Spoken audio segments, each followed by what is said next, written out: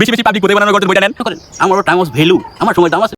Hello guys, আসসালামু আলাইকুম। আমরা চলে যাচ্ছি আজকে পাবলিক বোধাই বানানোর গর্জন লেখক লেওড়া ভাইয়ের সাথে দেখা করতে, যে কিনা সোশ্যাল মিডিয়ায় ভাইরাল।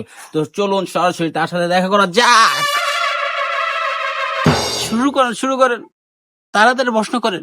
আমারও টাইম অফ ভ্যালু, আমার সময়ের দাম আছে, বুঝেনি তো লেওড়া ভাই বলে কথা। তো লেওড়া ভাই, আপনার কাছে আমার একটা প্রশ্ন।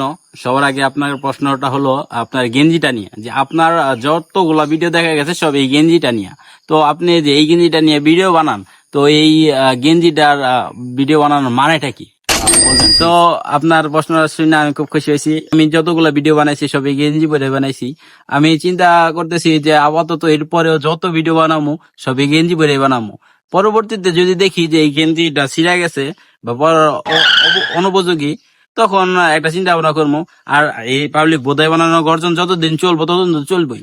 আর যখন না চলবো তখন এই গেঞ্জিটা আমি নিলামে তুইলা আরো কিছুদিন ট্রেনিং দেবো। পক্ষ থেকে আপনার কাছে একটা অনুরোধ, আপনার এই বইটা যে এত জনপ্রিয় এবং লেওড়া কন্টেন্টরা কিনতেছে, তো আমি চাই যে এই বই থেকে আপনি নিজের মুখ দিয়ে একটা লাইন আমাদেরকে পড়ে শোনাবে। আমার মুখ থেকে কারো লাইন বইলা শোনায় নেই, কেননা আমার মুখ থেকে কোনো লাইন বেরোলেও সেই ভিডিওতে মিলিয়ন ভিউ হয়ে যেত। আপনার ক্যামেরাটা আমার অ্যাঙ্গেলে ধরেন, তাহলে আমার ভিডিওর মুড আসবে, নাহলে আমার ভিডিওতে মুড আসবে না, ঠিক আছে? এটা আমার অনুরোধ। চলুন।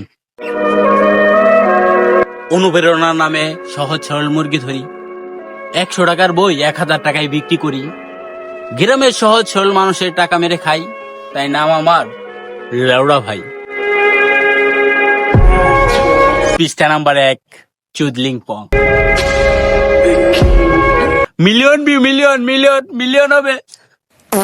বেশি বেশি পাবলিক বোধহয় বানানোর গর্জন বইটা নেন, আর পাবলিক রে বোধহয় বানানোর মন্ত্র আপনারা জেনে যান।